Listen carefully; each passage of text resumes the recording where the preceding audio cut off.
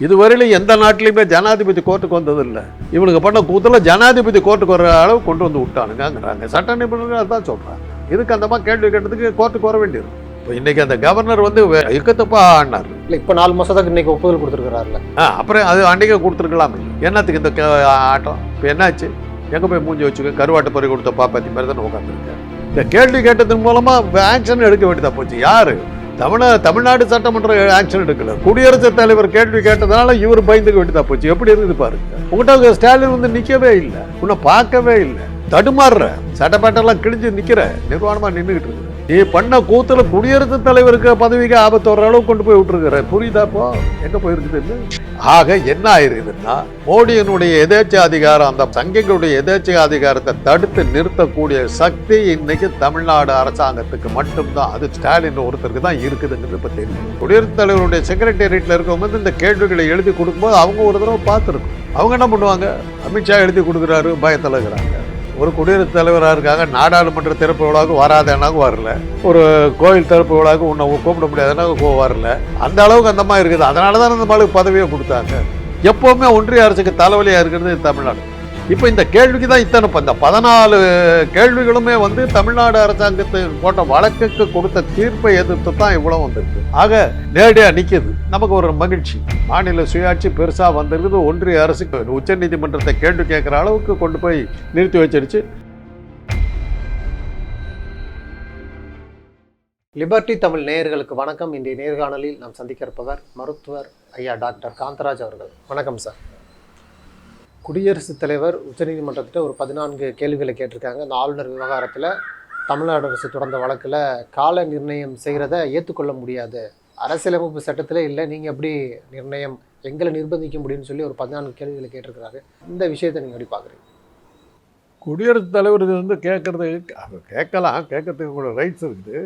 ஆனால் இது வந்து குடியாட்சி, மன்னராட்சி, சர்வாதிகாரி ஆட்சி நம்ம சொல்கிறோம். குடியாட்சியில் இருக்கிற ஒரு பிரச்சனையை என்ன, மக்களால் தேர்ந்தெடுக்கப்பட்ட நாடாளுமன்றம் உயர்ந்ததா அல்லது தகுதி அடிப்படையில் பதவிக்கு வந்திருக்கிற நீதிமன்றம் உயர்ந்ததாங்கிற கேள்வி உலகம் முழுவதும் இருக்குது. இங்கிலாந்துலேயும் அது இருக்குது, குடியரசு இப்போ ஃப்ரான்ஸ்லேயும் இருக்குது, அமெரிக்காவிலும் இருக்குது. ஜுடிஷியரி சுப்பீரியர் அப்படிங்கிறான். நோ பார்லிமெண்ட்ரி சுப்பீரியர் அப்படிங்கிறது 2 இடத்துலையுமே இருக்குது. இந்த ஜனநாயக நாட்டில் இருக்கிற பிரச்சனை. இப்போ இந்த கேள்வி இங்கே வந்திருக்குது. ஆனால் வந்து தமிழ்நாட்டு அரசாங்கம் போட்ட வழக்கில் தீர்ப்பு வந்து தெளிவாக இருக்குது. மக்களால் தேர்ந்தெடுக்கப்பட்டவர்கள் தான் எல்லாத்த விட பெரியவங்கன்னு தான் சொல்லி தான் நீதிமன்றம் சொல்லுது. நீதிமன்றம் தன்னை பெருசாக்கிக்கல. மக்களால் தேர்ந்தெடுக்கப்பட்ட பிரதிநிதிகள் பதில் சொல்கிறது, அவங்க சொன்ன கட்டளை செய்கிறவன் தான் கவர்னருங்கிறது தான் நீதிமன்ற தீர்ப்பு. மக்களுடைய நாடாளுமன்றத்தையும் சட்டமன்றத்தையும் தான் அவங்க தூக்கி பிடிச்சிருக்காங்க. அதை கேள்வி கேட்குறாங்க திரௌபதி முர்முனாக. திரௌபதி முர்மு மேலே வர்ற கேள்வி அது. நீ மக்களால் தேர்ந்தெடுக்கப்பட்டவர், நீ வந்து இதை வந்து கேட்க வர்றீங்க. இதை நான் வந்து அந்த சட்டமன்றம் தான் இப்போ உயர்ந்ததுன்னு சொல்கிறது நீ கேட்கும்போது உன்னுடைய பதவிக்கே நீ கல்லை போட்டுக்கிற மாதிரி ஆகுது. இல்லை, அவங்கள வந்து பாராளுமன்ற நாடாளுமன்ற உறுப்பினர்களாக மக்களால் தேர்ந்தெடுக்கப்பட்ட மாதிரி தானே கணக்கு. அந்த மக்களால் தேர்ந்தெடுக்கப்பட்ட சட்டமன்றத்துக்கு தான் உரிமை இருக்குதுன்னு தான் நீதிமன்றம் கொடுத்துருக்கு. அதையே இவங்க கேள்வி கேட்குறாங்கன்னா இவங்களை பற்றியே கேள்வி கேட்டுக்கிற மாதிரி ஆகிடுது. உங்களுடைய உரிமைகளை நீங்களே விட்டு கொடுக்குற மாதிரி ஆகுது. ஆனாலுமே ஒரு உச்சநீதிமன்றத்துக்கும் குடியரசுத் தலைவர் மோதல் வந்து நாட்டுடைய நலன் இறையாண்மைக்கெல்லாம் ஒரு நாட்டினுடைய நலனுக்காகத்தான் இந்த கேள்வி வருது. இப்போ இன்றைக்கி அந்த கவர்னர் வந்து இக்கத்தப்பா ஆடினார். இல்லை, இப்போ 4 மாதத்துக்கு இன்றைக்கி ஒப்புதல் கொடுத்துருக்குறாருல. என்னது? அப்புறம் அது அன்றைக்கே கொடுத்துருக்கலாம். இல்லை, என்னத்துக்கு இந்த ஆட்டம்? இப்போ என்னாச்சு? எங்கே போய் மூஞ்சி வச்சுக்க, கருவாட்டு பறி கொடுத்த பாப்பாத்தி மாதிரி தானே உட்காந்துருக்கேன். சொல்லவும் முடியல, மெல்லவும் முடியல. இந்த கவர்னர் இப்போ பண்ணிடுறதுக்கு என்ன பதில் சொல்கிறேன்னு குடியரசுத் தலைவர் பார்த்து கேட்பாங்க. இல்லை, பின்வாங்கிட்டாரான்ற வேறு வழி இல்லை. இப்போ அந்த அம்மா கேள்வி கேட்குது, குடியரசுத் தலைவர் கேட்குறாங்க, எப்படி நீதிமன்றம் இது இப்படி நிறுத்தி இதுக்கு என்ன வியாக்கியானம் விளக்கம் கொடுக்க போகிறேன்னு அந்த மாதிரி கேட்டால் என்ன பதில் சொல்லுவாங்க? இதுக்காக தான் அந்த சட்டத்தை போட்டோம், அந்த தீர்ப்பை கொடுத்தோன்னு சொன்னாக்க என்ன பண்ண முடியும்? வேறு வழியில் கொடுத்தாகணும். ஆக என்னாச்சு? இந்த கேள்வி கேட்டதன் மூலமாக ஆக்ஷன் எடுக்க வேண்டியதாக போச்சு. யார்? தமிழ்நாடு சட்டமன்ற ஆக்ஷன் எடுக்கல. குடியரசுத் தலைவர் கேள்வி கேட்டதுனால இவர் பயந்துக்க வேண்டியதாக போச்சு. எப்படி இருக்குது பாருங்க. உங்கள்கிட்ட ஸ்டாலின் வந்து நிற்கவே இல்லை, உன்னை பார்க்கவே இல்லை, தடுமாறுற, சட்டப்பேட்டெல்லாம் கிழிஞ்சு நிற்கிற, நிர்வாணமாக நின்றுக்கிட்டு இருக்கிற. நீ பண்ண கூத்துல குடியரசுத் தலைவருக்கு பதவிக்கு ஆபத்து வர அளவுக்கு கொண்டு போய் விட்டுருக்குற. புரியுதா? இப்போ எங்க போயிருக்குதுன்னு. இப்போ அதான் நிறைவேற்றிட்டார்ல மசோதா. ஆமா, அது வேற வழி இல்லையே. இந்த கேள்வி வரும் இல்ல. மக்களால் தேர்ந்தெடுக்கப்பட்ட அரசாங்கம் நிறைவேற்றின தீர்மானத்தை 5 வருஷமா கையில் வச்சுட்டு இருக்காரு. இது என்ன பதில் சொல்றேன்ற அதுக்காக தான் இந்த தீர்ப்பை கொடுத்தோன்னு சொன்னாக்க அந்த 14 கேள்விக்கு ஒரே பதிலில் முடிஞ்சு போச்சு இல்லை. அதுக்காக தான் கொடுத்தோன்னு இப்போ உடனடியாக கொடுக்குறாருல. வேற அப்போ என்ன பதில்? இப்போ 5 வருஷம் நிறுத்தினார்ல. எதனால தான் நாங்கள் கொடுத்தோம்? இப்போ இந்த கேள்வி நீ கேட்டதுன்னா மரியாதை வந்தது. அதனால தான் நாங்கள் செஞ்சோம். ஜனநாயகத்தை காப்பாற்றுறதுக்கு தான் நாங்கள் கொடுத்தோன்னு இன்னைக்கு முடிஞ்சு போச்சு இல்லை கேஸ். ஏறத்தால கொடுக்கலன்னா அந்த இதே கேள்வி நீதிமன்றத்தை கேட்டிருக்கலாம். இந்த கொடுக்கலன்னாக்கா ஜனாதிபதிக்கு கேள்வி வரும். இதுக்கு நீங்கள் பதில் சொல்லுன்னு ஜனாதிபதி இதில் கேட்பாங்க. அந்த மாதிரி தான் கோர்ட்டுக்கு வந்து பதில் சொல்லிவிடுது. அதை தான் போட்டிருக்காங்க. இதுவரையிலும் எந்த நாட்டிலையுமே ஜனாதிபதி கோர்ட்டுக்கு வந்ததில்லை. இவனுக்கு பண்ண கூத்துல ஜனாதிபதி கோர்ட்டுக்கு வர அளவு கொண்டு வந்து விட்டானுங்கிறாங்க. சட்ட நிபுணர்கள் அதான் சொல்கிறாங்க. இதுக்கு அந்த மாதிரி கேள்வி கேட்டதுக்கு கோர்ட்டுக்கு வர வேண்டியிருக்கும். பதில் சொல்லுங்கன்னு கேட்டாங்கன்னா வந்து தான். ஏன்னா பதவி பிரமாணமே வந்து சுப்ரீம் கோர்ட் ஜட்ஜி தான் பண்ணி வைக்கிறாங்க. சட்டத்தில் கால நிர்ணயம்னு இல்லை. அது இல்லாமல் இருக்கும் பொழுது ஒரு ஆளுநரையோ ஒரு குடியரசுத் தலைவரையோ எப்படி நிர்பந்திக்க முடியும்? அதைத்தான் அவங்க சொல்கிறாங்க. எங்களுக்கு கொடுக்கப்பட்டிருக்கிற விசேஷ அதிகாரமான 142 கீழ் இந்த உத்தரவை போடுகிறோம்ன்றாங்க. அது அரசியல் சட்டத்தில் இருக்குது. அது வந்து ஜனாதிபதியினுடைய செக்ரட்டேரியட் அது சொல்லியிருக்கணும். அந்த அடிப்படையில் தான் அவங்க கொடுத்துருக்காங்கன்னு சொல்லியிருந்தாக்கா இந்த மாதிரியான ஒரு கேள்வி கேட்டு மாட்டிக்கிட்டு இருக்க வேண்டிய அவசியம் இல்லை. இது வந்து முர்முவனுடைய அறியாமையை காட்டுற மாதிரி இருக்குது. அதனால சொல்லக்கூடாது. பிரசிடெண்ட்டை பற்றி நம்ம அப்படிவா சொல்லக்கூடாது. அவங்க தெளிவாக சொல்கிறாங்க. 142 விதி எங்களுக்கு கொடுக்கப்பட்ட விசேஷ விதியின் கீழ்தான் இந்த சட்டத்தையே நாங்கள் நிறைவேற்றுற கவர்னருக்கு உரிமையே கிடையாதுன்னு அவங்க இது பண்ணுறாங்க. அதை இல்லைன்னு இவங்களால் சொல்ல முடியாது. அப்போ அரசியல் சட்டத்தை நீங்கள் மாற்றணும். அரசியல் சட்டத்தை மாற்றுறதுல தான் 3/2 பங்கு உறுப்பினர்கள் நாடாளுமன்றம் சட்டமன்றங்கள் அத்தனையும் சேர்ந்து 3/2 உறுப்பினர்கள் இது பண்ணால் தான் அரசியல் சட்டத்தை நீங்கள் மாற்ற முடியும். அதுக்கான மெஜாரிட்டி பாஜகவுக்கு இல்லை. தொடர்ச்சியாக இப்போ ஏற்கனவே துணை குடியரசுத் தலைவர் வந்து ரொம்ப காட்டமான விமர்சனத்தை அந்த தீர்ப்பு வந்த உடனேயே உச்சநீதிமன்றத்தின் மீது வச்சுருந்தாரு. இப்போ குடியரசுத் தலைவர் கேள்விகள் எழுப்பியிருக்கிறாரு. தொடர்ச்சியாக உச்சநீதிமன்றத்துக்கு இவ்வளவு அழுத்தங்கள் வருது இல்லை? அது எப்படி பார்க்குறீங்க? அது அழுத்தம் கொடுக்குறாங்க. சட்ட ரீதியாக பார்த்தீங்கன்னா அது போகிற வர்றவங்களாம் மிரட்டலாம். அந்த பதவியில் இருந்துட்டு மிரட்ட முடியும். அப்போ எப்படின்னா அந்த துணை குடியரசுத் தலைவர் வந்து குடியரசுத் தலைவரோட பெருசாகிட்டாரா? ஒன்றும் இல்லைங்க. இப்போது ஜெயலலிதா இது பீரியடில் ஒன்றிய அரசினுடைய அமைச்சர்கள் 2 பேர்த்து மாறனையும் எல்லாத்தையும் உள்ள தள்ளிச்சு இந்த அம்மா. அரசியல் சட்டத்துக்கு விரோதம். அன்றைக்கி இருந்த ஆட்சியாளர் அதை ஜெயலலிதா சொல்லி கைது பண்ணாங்க. கலைஞரை கைது பண்ணி எல்லாம் பண்ணாங்க. அப்போ தான் பால் தாக்கரே சொன்னார், இதுக்கு நீ சப்போர்ட் பண்ணினாக்கா நாளைக்கு நீ பண்ணினா சீஃப் மினிஸ்டர் கூட பிரைம் மினிஸ்டர் அந்த மாதிரி அரெஸ்ட் பண்ணுவோம். இதுக்கெல்லாம் அலோவ் பண்ணாதீங்கன்னு. அப்புறம் தான் டக்குன்னு அந்த மாதிரி விஷயம் தெரிஞ்சுது. நம்ம மாட்டிக்கிட்டோம். அப்புறம் தான் பேசாமல் ஆயிடுச்சு. வாஜ்பாய் ஃபோன் போட்டு கேட்டார், என்ன நடந்துக்கிட்டு இருக்குதுன்னு கலைஞர்கிட்ட கேட்டார். பிரைம் மினிஸ்டர்லாம் கேட்குறாங்கன்னு தெரிஞ்ச உடனே தான் அந்த அம்மாவுக்கு விஷயம் தெரிஞ்சு இது ஓவராக ஆடிவிட்டோம். அது நினச்சிக்கிச்சு, சினிமா மாதிரி நினச்சிக்கிச்சு. யார் அங்கே அது வீட்லேயும் அப்படி தான் பண்ணுவாங்க.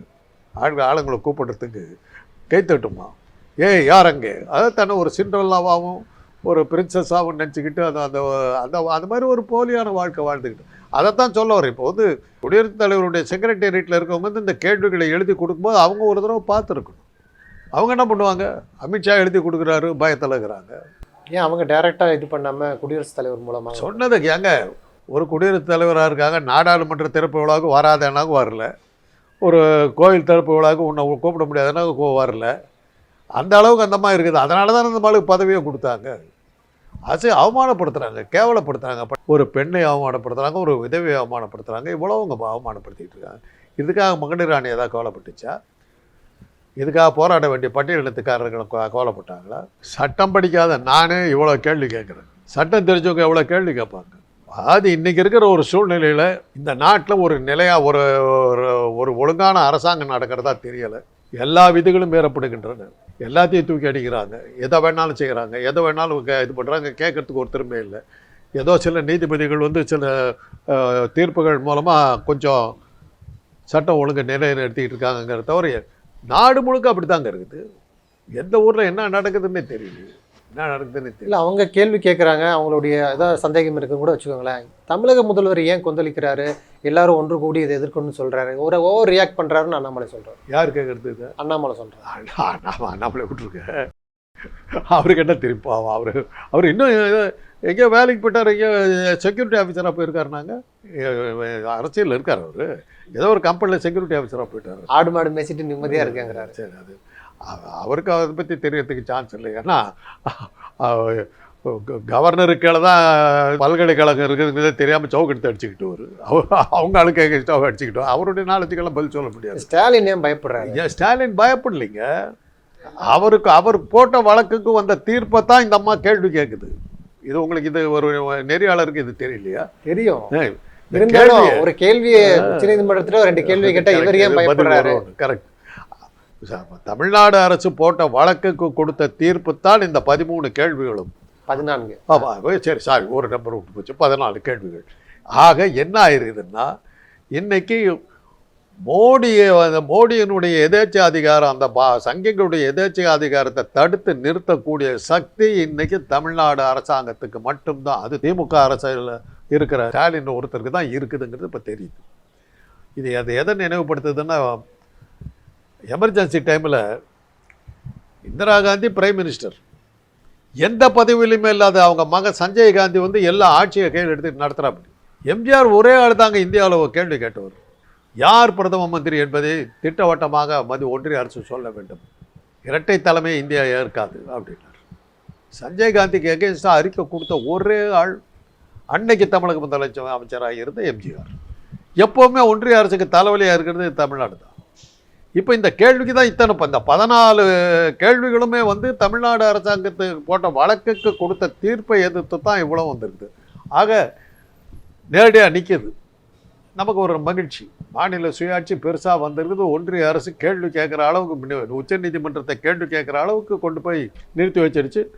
ஒரு ஜனாதிபதி பதவியில் இருக்கவங்கள நாளைக்கு கோர்ட்டில் வந்து இது பண்ணுங்க, வாக்குமூலத்தை கொடுங்கன்னு சொன்னாக்க வர வேண்டி வரும். குடியரசுத் தலைவருக்கும் ஒரு மாண்பு இருக்கு இல்லையா? தமிழக முதல்வர் அவருடைய குறிப்புக்கு கண்டனம் தெரிவிக்கிறது ஏற்புடையதல்ல. குறிப்புக்கு குடியரசுத் தலைவருடைய கேள்விக்கு இவங்க பதில் சொல்றாங்க. கேள்விக்கு பதில் தானே வேணும். கண்டனம் தெரிவிக்கிறாரு. ஆமா, நாங்க தான். அவர் இன்னொரு டிஃபெண்டன்ட். அவரு கேள்வி வந்து ப்ராசிக்யூட் பண்றது சுப்ரீம் கோர்ட்டை கேட்குறீங்க. அந்த கேஸை போட்டது நான், அதில் நானும் தானே இன்வால்வ், நானும் தானே பதில் சொல்லணும். நான் எப்படி பதில் சொல்லாமல் இருக்க முடியும்? அப்போ என்ன சொல்லுவீங்க? அந்த கேள்விக்கு நீ ஏன் பதில் சொல்லு, நீ தானே வழக்கு போட்டேன்னு அந்த ஏதாவது அந்த சங்கிகள் கூட்டத்தில் எவனா ஒரு அறிவாளி இருந்தால் கேட்டாலும் கேட்பான். அதனால தான் இவங்க பதில் சொன்னாங்க. இப்போ தொடர்ச்சியாக உச்சநீதிமன்றம் இந்த தீர்ப்பாகட்டும், ஆளுநர் விவகாரமாகட்டும், வக்கு விஷயமாகட்டும், தொடர்ச்சியாக ஒன்றிய அரசுக்கு எதிரான அந்த தீர்ப்பு நிலையிலே இருக்கிறதுனால ஒன்றிய அரசு உச்சநீதிமன்ற மோதல், கருத்து வேறுபாடு சமீப காலமாகவே அதிகரிச்சிருக்கல. அது எப்படி பார்க்குறீங்க? சமயம் இல்லை, அது எல்லா காலத்திலுமே உண்டு. இவ்வளோ பெருசாக போகாது. ஒரு எந்த அளவுக்கு குடியரசுத் தலைவர், துணை குடியரசுத் தலைவரே அதிருப்தியில் கேள்வி கேட்குற அளவுக்கு உச்சநீதிமன்றத்துடைய நிலைப்பாடு அதெல்லாம் இருந்துருது. இன்னைக்கு வந்து மீடியாக்கள் அதிகமாயிட்டதுனால இந்த விளம்பரம் வந்து பெருசாக வருது. இந்த கேள்விகள் அப்போயே இருந்தது. விபிகிரியுடைய தேர்தல் அவர் வந்து எதிர்த்து நின்றார். கட்சியினுடைய இது அங்கீகரிக்கப்பட்ட வேட்பாளராக வந்து சஞ்சீவ் ரெட்டி நிற்கிறார். விபிகிரியை வந்து அங்கீகரிக்கப்படாத வேட்பாளராக இந்திரா காந்தி நிறுத்துறாங்க. அங்கீகரிக்கப்படாத வேட்பாளர் விபிகிரி வெற்றி பெறுகிறார். அது எப்படி வர முடியும்னு கேள்வியெல்லாம் கேட்டாங்க. எலெக்ஷன் முடிஞ்சு போச்சு, அவ்வளோதான். அதுக்கப்புறம் அதை கேள்வி கேட்க முடியாது. ஒன்றும் இல்லைங்க. கல்லூரியிலேயே நான் சென்னை மருத்துவக் கல்லூரியில் வேலை பார்த்துக்கிட்டு இருக்கும்போது என்னுடைய துறை தலைவி வந்து ஹாஸ்பிட்டலோட சூப்பரிண்டென்ட்டாகவும் இருக்காங்க, டிபார்ட்மெண்ட் சீஃபாகவும் இருக்காங்க. அப்போ வந்து அவுட் சர்ஜன்ஸுக்கு வந்து நிறைய பிரச்சனைகள் வந்தது பயிற்சி மருத்துவர்களுக்கு. அப்போ என்ன பண்ணாங்க, madam superintendent of the hospital முறையில் அவுட் சர்ஜன்ஸுக்குன்னு ஒரு ரெப்ரஸன்டேட்டிவ் வந்து ஒரு எலெக்ஷன் நடத்தி யாரோ ஒருத்தர் ரெப்ரஸன்டேட் பண்ண வைக்கி, அவன் அந்த பையன் வந்து அந்த பையனோ பொண்ணோ 2 பேரும் வந்து சொல்லட்டும், அதை நம்ம சரி பண்ணலாம் அப்படின்னு சொல்லிட்டு என்னை எலெக்ஷன் நடத்த சொன்னாங்க. அப்போ 100 அவுட் சர்ஜன்ஸ் இருந்தாங்க. நானும் பண்ணி சேர்ந்து நான் எலெக்ஷன் நடத்திட்டேன். ஹாஸ்பிட்டல் சூப்பரிண்டென்ட் தான் எங்கள் அம்மா. காலேஜுக்கு பிரின்சிபால் வந்து நியூரோ சர்ஜன் ராமமூர்த்திங்கிறவர். அவர் வந்து ஹவுஸ் சர்ஜன்றது வந்து ஸ்டூடெண்ட் தானே, அவங்க எனக்கிட்ட தானே இருக்காங்க, எனக்கு தெரியாமல் நீ எப்படி எலெக்ஷன் நடத்தலாம் அப்படின்னு சொல்லி என்னை கூப்பிட்டு அமிச்சார்.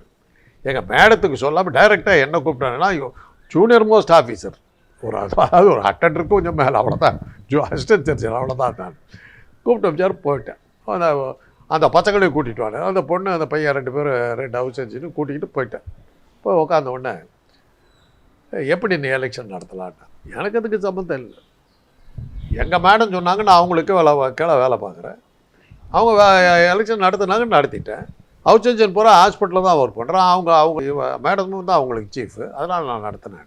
கூட இருந்த பையன், அந்த ஹவுஸ் சர்ஜன் பையனும் பொண்ணும் அவரை பார்த்து கேட்குறாங்க பிரின்சிபாலுக்கு, இப்போ என்ன எலெக்ஷன் இல்லைன்னு சொல்ல போறியா, சொல்லுங்க பார்க்கலாம். நான் அப்படி ஒன்றும் சொல்ல, நான் தெரிஞ்சுக்கிறதுக்காக கேட்டோம், முடிஞ்சு போச்சு. இந்த மாதிரி ஒரு சின்ன கேள்வி நம்ம அடக்கிடலாங்க. இதை இல்லைன்னு சொல்லி இது பண்ணு, ரத்து பண்ணு, அப்புறம் பார்க்கலாம். நன்றி சார். நிறையா நல்ல தகவல்களை நேயர்களுக்கு சொல்லியிருக்கீங்க. உங்களுடைய நேரத்துக்கு மிக்க நன்றி.